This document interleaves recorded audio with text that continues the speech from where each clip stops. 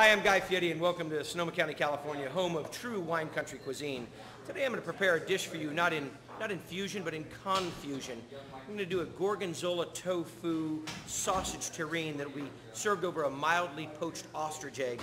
Now, since we're in the wine country, I'll be serving that on grape nuts, and done with a delicious pickled herring mousse right on top. And, oh, I know, delicious. It sends shivers up my spine. No, seriously, folks, real food for real people, that's the idea. See, it's all getting messed up. People are trying to take everything off the shelf and jam it onto a plate, and that's not what it has to be.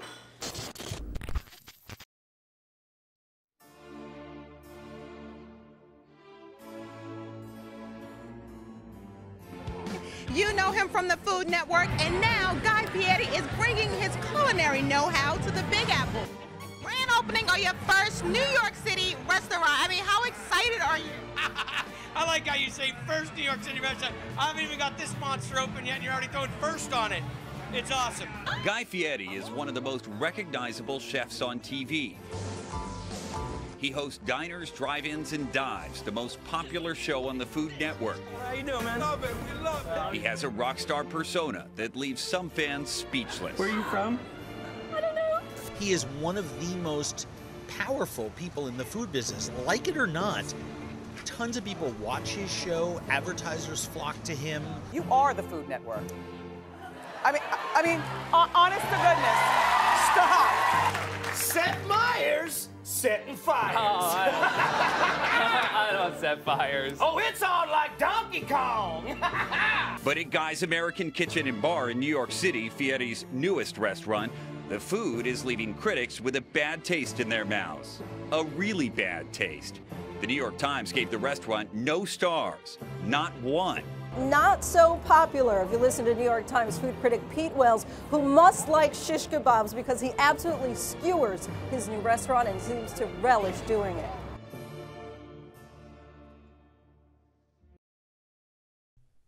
Guy Fieri, have you eaten at your new restaurant in Times Square?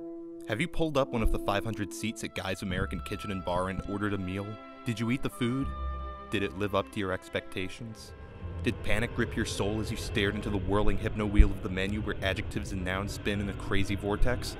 When you saw the burger described as Guy's Pat LaFrida custom blend, all natural, Creekstone Farm, Black Angus beef patty, LTOP, lettuce, tomato, onion and pickle, SMC, super melty cheese, and a slathering of donkey sauce on a garlic buttered brioche, did your mind touch the void for a minute? I learned how to cook out of survival. My parents were going through this macrobiotic cooking in the late 70s, and I had enough bulgur and steamed fish to kill a kid. So the idea in our family was whoever made the dinner got to decide what it was going to be, and being of Italian descent, pasta was always one of the keys. I went and studied in France and then came back and got my degree at University of Nevada, Las Vegas in restaurant administration. Been a district manager in Los Angeles and moved up here to Northern California to open up 3 different concept restaurants. What I'd like to talk to you about and what I think I could do as a Food Network host is teach people about real food, real people. Get it to the basics. Great product, great equipment, great ideas. See, anybody can read a cookbook. Anybody can come up with a simple idea. But the idea is bringing it to the table. I take people's imaginations and put them on the plate. Let me show you one of my favorites. Did you notice that the menu was an unreliable predictor of what actually came to the table? What exactly about a small salad with 4 or 5 miniature croutons makes Guy's famous Big Bite Caesar A, big, B, famous, or C, Guy's, in any meaningful sense? Were you struck by how very far from awesome the awesome pretzel chicken tenders are? If you hadn't come up with a recipe yourself, would you ever guess that the shiny tissue of breading that exudes grease onto the plate contains either pretzels or smoked almonds? Now this is a Chipotle Dijon honey dipping sauce. Yum. Huh?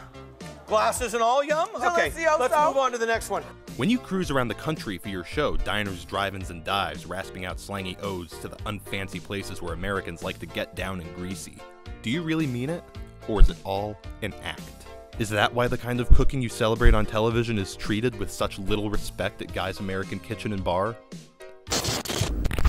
I was on my way back from Houston where I was down there learning about Southern style barbecue, and I came up with this idea about how to take Southern style barbecue and mix it into Japanese cooking. See, in Japanese, sushi does not mean raw fish, and that's what people think it does. It means seasoned rice. So I take a little bit of seasoned rice, a little bit of smoked pork butt, and we put this together here in a dish with a little of our American favorite, French fries, and mix this together with a little bit of the California favorite, some avocado, and I came up with this idea. And as I was doing this, a buddy came around the corner and he says, Guido, what are you doing? He says, you can't put that into rice. You can't make sushi out of barbecue. What are you doing, you jackass? And that's what this dish is called. It's actually called the jackass roll. How did nachos, one of the hardest dishes in the American canon to mess up, turn out so deeply unlovable? Why augment tortilla chips with fried lasagna noodles that taste like nothing except oil?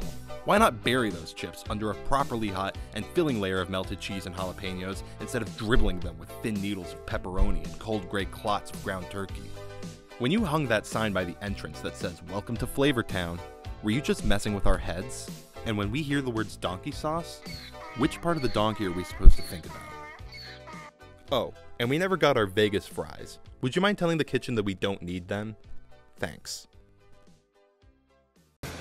The review of Guy's American Kitchen and Bar in Times Square is being called the worst restaurant review in the paper's history. The Times is defending the review, saying Wells has been here 4 times, and each time he hoped to celebrate good American food. Each time he wasn't able to do so. I just thought it was ridiculous. I mean, I've read reviews. There's good and there's bad in the restaurant business, but that to me went so overboard.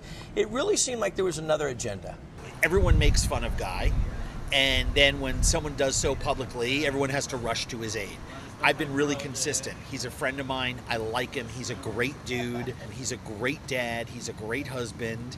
Could we have made mistakes? Do we make mistakes? Absolutely. Do we strive to be the best? Yes. What he saw, I mean, to me, it's impossible to come in and have a dining experience and have every single thing wrong, unless you come in with a different agenda and you want to sensationalize something and you want to blow it out of the water. It's a great way to make a name for yourself. Go after a celebrity chef that's not a New Yorker, that's doing a big concept in his 2nd month. Great way to hit it. And if you had, you could say anything to this reviewer right now, what would you say? You're welcome. I mean, it's a great, like I said, I stand by my food, I stand by my team. We'll continue to do great. And I really appreciate you guys coming and giving me a chance to talk about it, because it is the real deal. All right, Guy Fieri, thank you so much. Thanks for being here. Hope you go get some rest eat now. some of this. Is it donkey sauce? Oh, you're going to love it. Okay, I'll try it and report back. The idea about cooking is not just about great food. It's about putting all the pieces. Do you have a sharp knife? Do you understand sanitation? Do you know where to get it from? And do you know how to tie all the components together? You see, my idea about it is there's so much more to teach. As a restaurateur, people ask me all the time, how do you do it? I can take the restaurant and bring it to the home, and I think that would be something that would be sellable. My name's Guy Fieri. My friends call me Guido. You can now consider me your friend.